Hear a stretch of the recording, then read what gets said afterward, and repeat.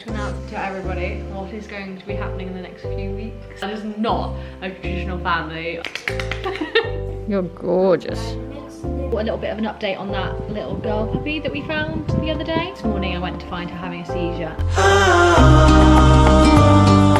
You and I, we got it. We don't need no more. Even in the hard times, you and I can weather any storm. Mommy, they bless you all. Go. He's waiting for me. Come on, baby. Good morning, everybody. We're out on a walk. Who have we got with us? Toto, Kovu, Over here. and who's this little one? Milo Lilo's from where? from WA. Yeah, she's just come to stay for a bit, hasn't she? And Stitch is at home. Yeah, her brother And Stitch is at Dash? home. And Stitch is not very well behaved, is he? He's stubborn. He's just not been trained yet, whereas Lilo lived with us for some time, so she knows what to do. Stitch needs training, and Dashy has still a week left till he can go out. 1 week, and then he's going to need training as well. Yay. Lilo is generally really good, but we need to work on her recall a little bit. But Stitch, yeah, he needs training from scratch, really. But he's lovely. Stitch is still lovely, isn't he? Yes. Yes. He's so cute. So cute. Even Lilo. We're just doing a really short walk because Lilo. my gorgeous boy over here is still not very well. Didn't want to leave him behind though. So I'm here with my Tallie girl. She's here behind this laptop. Say hey. Hey. She's doing her typing work. At the moment we've been using this scheme. Thought it'd just be handy. She's doing quite well. Waiting for Josh to come home because we've got some things we need to get on with today. But I wanted to give you all a little bit of an update on that little girl puppy that we found the other day. I hope it's not too windy. I hope you guys can hear. It's pretty windy today. I brought her home and I could see she's not fine. She really isn't. There's something definitely not right there. The way she holds her limbs really rigid. She shakes a lot. When she just tries to stand up and she'll like very dramatically fall over and roll onto her back. She's just not quite right. Then a vet came to see her, said she's fine. She's just younger than you think. She's about 3 weeks. She's fine. She's going, because she can't see. He said the vision will come in, it's just because she's young. And then this morning I went to find her having a seizure and it was horrible. Horrible. She pooped all over herself. She's foaming at the mouth, her limbs. They could see her tiny little weak body. It was really hard for her. Yeah, so I'm a bit worried. I was worried that it could be distemper, but the vet came and checked her and said it's not. So I don't really know what's going on. Maybe it's just a neurological condition. I don't really know, but we'll just persevere for now and hopefully we'll see some improvements. It's still early days. But obviously I don't actually intend to keep getting all these dogs. It's just the fact when I see a dog and know that it will die like that night without my interventions, I have a very hard time just walking away, and I need to work out what to do with all these animals. And I think I really I've got 5 or 6 dogs that I really want to rehome, ideally in the UK. It could possibly be Europe as well, because the route that I'd take ends in Amsterdam, and then from Amsterdam you have to either get a ferry to the UK or they can go off elsewhere in Europe. But obviously I don't know the rules of entering other countries or anything like that. But yeah, if anyone knows anyone that I could contact, any sort of links in the UK, because the side that I worry about is the UK side, and having like homes vet and the legal side, and you know, if it doesn't work out in that house, like things like that, that's the side I'm worried about. Here, getting them ready, I mean, I just know how it works. I know what needs to be done, so that's not such a problem. It's also not cheap. It won't be cheap, so it does depend if there are people out there who would want to spend the money as well.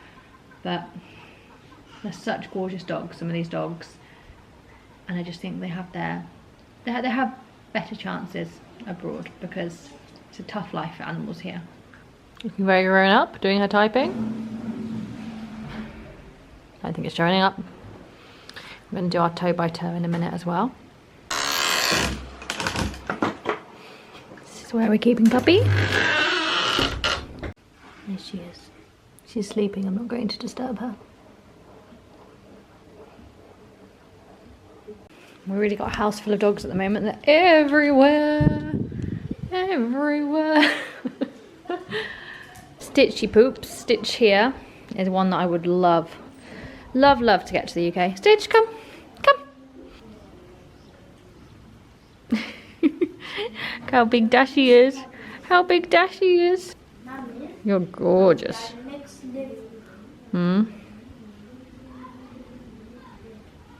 Can't believe how big he's gotten, guys. Like, he was the size of my hand when we found him. He's huge. So Josh was very busy earlier signing some papers because it looks like we are finally going to make a little bit of progress with the whole ID situation that has been going on for years and years.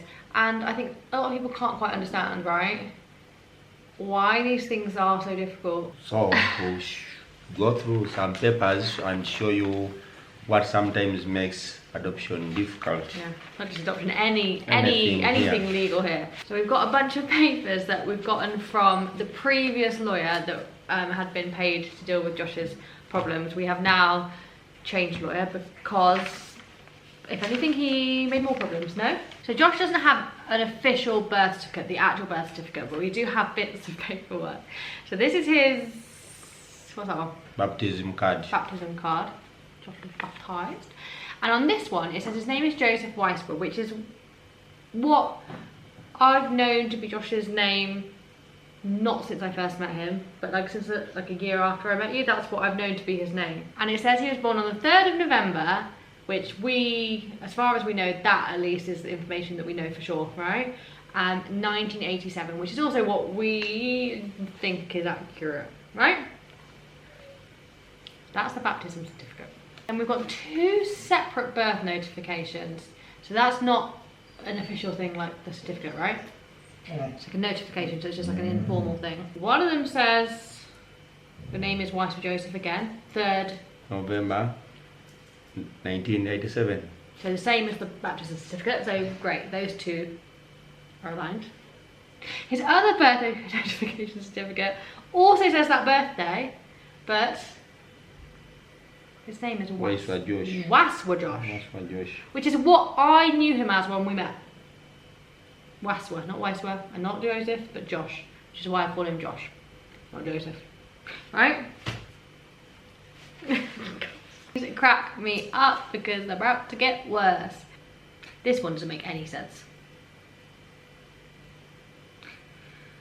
at all. Again, this one has the same birthday that we think is correct. Bearing in mind your ID says he's born in 1997. His ID says he's born in 1997. I can tell you that's definitely not correct, right? This one says 1987 again. And this says his name is Weisberg, not Waswer. Weisberg Josh. So mixing the other 2 names together. Honestly, every single thing you've got a different name on.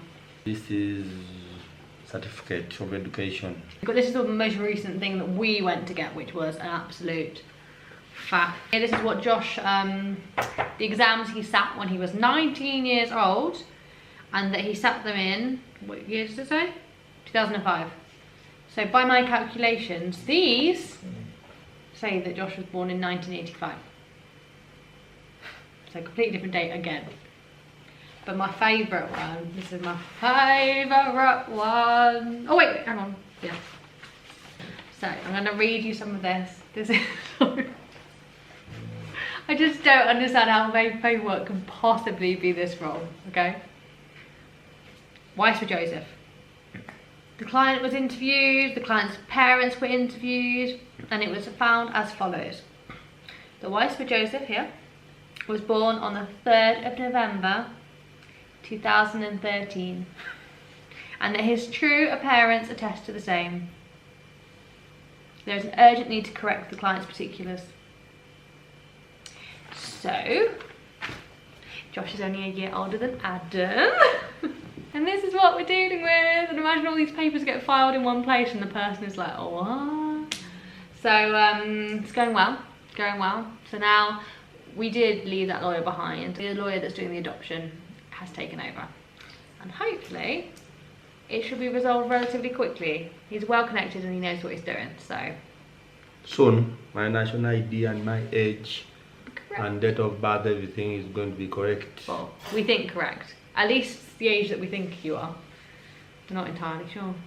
But we kind of decided, whilst the ID, because it's a big process getting a new ID, trying to get a replacement and all this, it's a big faff, isn't it? It really, really is. So we thought it would make sense that if we were going to make a change in the future, we should make all the changes at the same time, right?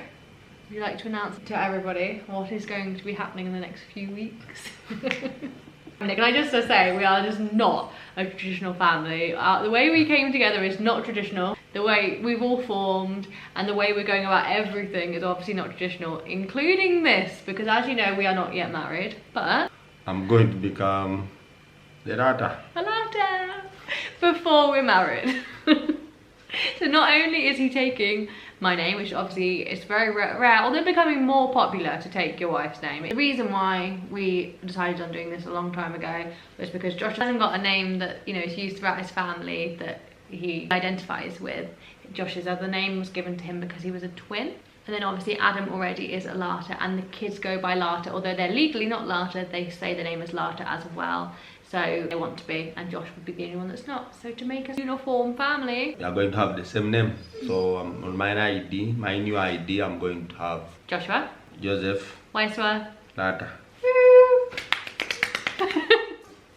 Anyway, fingers crossed that all goes to plan and we actually get the ID back with the name change already in place and the correct date of birth. And it's going to help if I have Larter already, because when I adopt the kids, it will not be a hassle to change the names. Basically, the rule here is, and I didn't realise this for Adam, and I wasn't informed, I didn't have a very good lawyer back then, but if you want your child to take on your family name, it just has to be written as one of the, whatever you call it, the points in the adoption order by the judge. So you just have to say that you want that and the lawyer prepares that. So Josh will have that name, so then he can put it in the adoption order and the kids can automatically be a Larter too, just from the adoption happening. If you don't, you have to do what I did, which was do everything, change it by deed poll, all this for Adam, and it took forever. So we're just trying to make things later a smoother process. So yeah, what do you guys think? But we are the Larters online, so some people won't agree because it isn't a traditional thing to do, but we're not a traditional family in any sense of the word. Anyway, we can't wait to update you, and we're really just feeling a lot more positive, and we think hopefully we're going to start making some significant progress. Thank you for watching this video. Hope you enjoy and see you in the next video.